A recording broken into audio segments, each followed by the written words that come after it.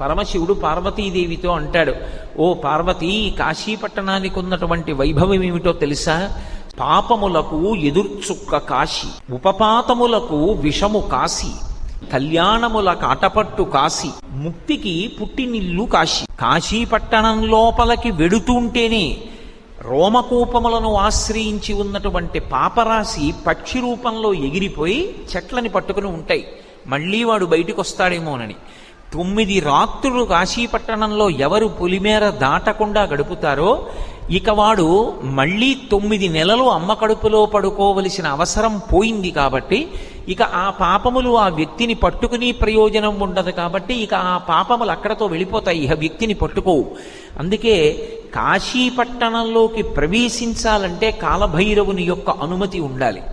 అటువంటి వైభవం కలిగినటువంటి కాశీపట్టణం పాపములకు ఎదుర్చుక్క కాశీ.